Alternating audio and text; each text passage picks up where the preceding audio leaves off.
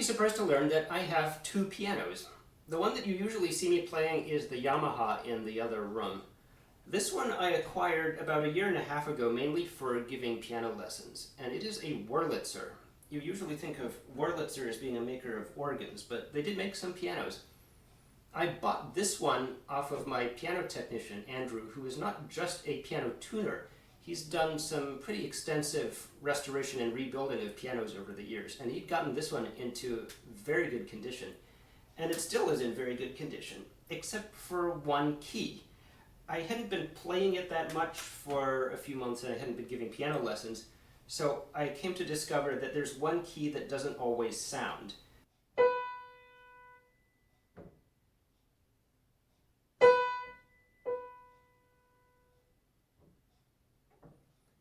So sometimes if you let go of the key too slowly, it won't sound at all the next time.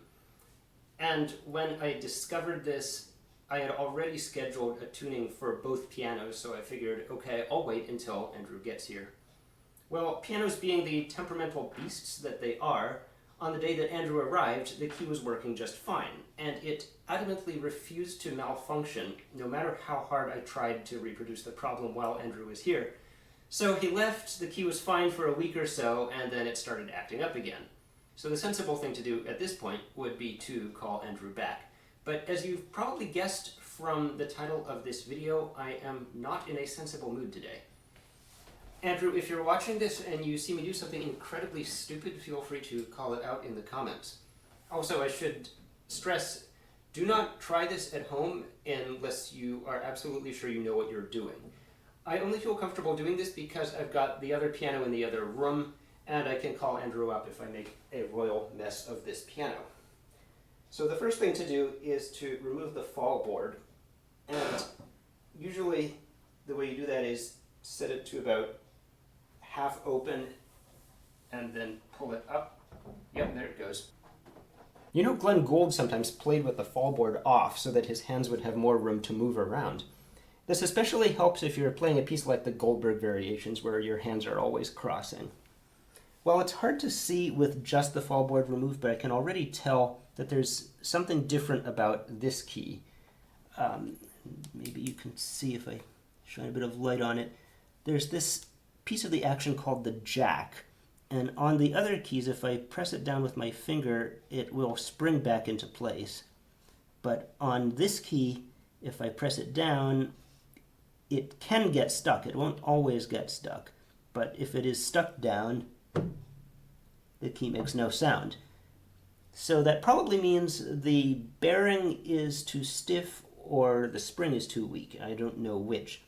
But there's no way I can do anything about it without removing the actions. So that's what comes next.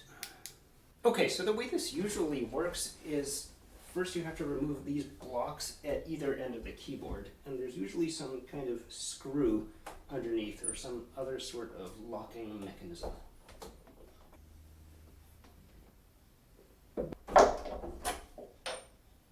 And with those out of the way, you can then remove this front panel, which should be the only thing preventing the entire action from sliding out.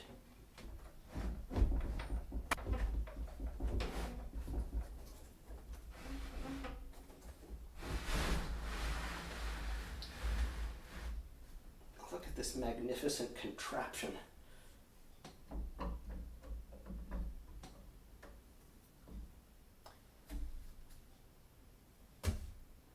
Okay, I am going to need a place to put this.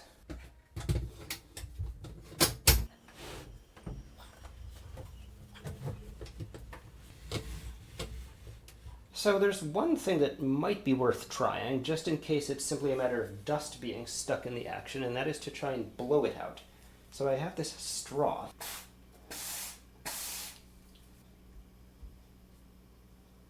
Nope, if anything, that's made it worse. Possibly because of the humidity of my breath.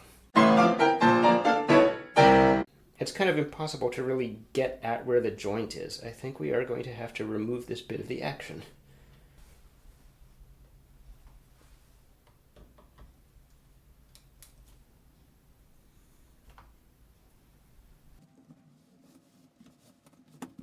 So the question is it possible to remove this core bit of the action without having to remove the entire action block to get at where the screws are behind these things? It's probably possible. Another question is it a good idea? Probably not. Now when you take these screws off, you have to remember which ones exactly went where, because they might not match.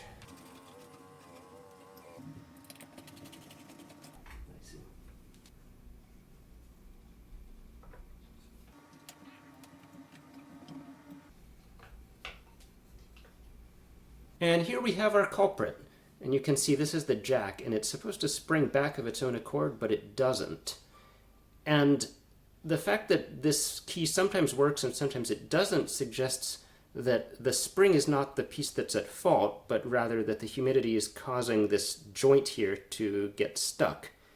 For comparison, here is a spare sample action that Andrew once gave me, and you can see the jack springs back of its own accord quite easily. So that's what it's supposed to do. It would be nice if we could just swap out the sticky action with the sample that's working fine. Unfortunately, they don't quite match. I think they're from different makes of pianos. So you'd end up with a key that really would not work the same as the others. So, if it worked at all, that is. So we're going to have to fix this one way or another. It's funny if you think about it, other musicians like violinists or flute players or trumpet players, they're at least used to tuning their own instruments before concerts, before rehearsals. And so they at least have that kind of mechanical familiarity with their instruments. Some musicians get really into tinkering with their instruments beyond just tuning. Think of Eddie Van Halen and his guitars. But pianists, and I guess organists too, were really dependent on professional piano technicians to come in and help us with our instruments because they are so complicated. I actually have read of some professional pianists. For example, Gary Graffman, when he was still touring, he writes about learning how to do some very basic piano repairs, kind of as a survival skill in case he came to a really bad instrument. But most of the time, we're pretty dependent on the piano technicians. And maybe that's for the better, because if we really got into tinkering with our instruments, they're so complicated, we might get so wrapped up in it that we'd forget to practice. So I ended up getting on a video call with Andrew and showing him this piece of the action on screen. And while it turned out that I had diagnosed it correctly, there were some other things that might have been wrong that I didn't know about. So he was able to eliminate those as possibilities. So it's a good thing we had that video call. For example, sometimes the jack is rubbing up against this upper part of the action, and that's what's hindering the motion, not the joint. And sometimes it's the spring itself that is just connected wrong, but I removed the spring. It's now sitting loose here, and this jack is not moving as freely as it should be. So he said I could try oiling it myself and wiggling the jack around in such a way as to try and enlarge the hole for the pivot just a little bit, if that makes sense. And if I can't do it, then I can always call him over here. He's done this before, so he has the magic touch. The specific lubricant that most people on the internet seem to recommend for lubricating a piano is this stuff called ProTech. But I don't have any of that. You can't get it at a normal hardware store. So this stuff here is just good old WD-40. Now, I can hear a lot of people screaming already because the internet is full of people who will say that you should never let WD-40 anywhere near a piano. And they may be right. I'm hoping that because all I'm doing is applying a tiny little bit to this one bearing, it won't hurt anything, and if it does hurt something, it's only going to hurt this piece, and this will be the only thing that needs replacing. I'm using a toothpick to apply just a tiny, tiny bit. So now when I wiggle this around, I have to be careful not to break this delicate little piece. Probably should have used gloves. Problem is, the oil may have soaked into the wood and caused it to swell up more. Well, I wiggled it around a bit more, and then I put the spring back in, and it doesn't seem to be still moving quite as freely as the others, but at least it does spring back now. So maybe I'll just wiggle it around a bit more. Hopefully I won't break it, and then I'll put it back in the piano and see if it works.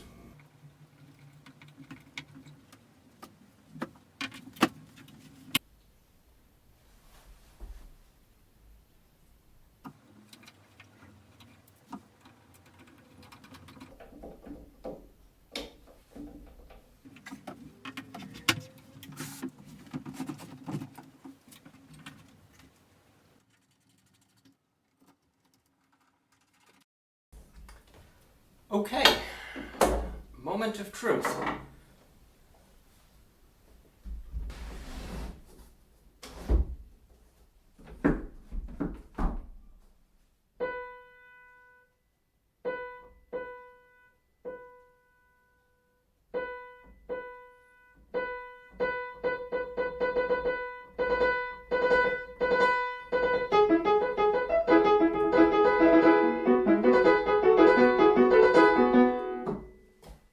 Well, I made this video half expecting to goof up in some hilarious way, but it seems to have worked out. For now, that is. Maybe next summer, who knows, it will swell up again and it'll start sticking, and I'll do the same fix and maybe it will work and maybe it won't. Maybe I'll have to call Andrew in to do it right. But I'd call this a success. Still, I stress for anyone watching, don't try this at home unless you are really sure you know what you're doing, and by all means talk to your piano technician first.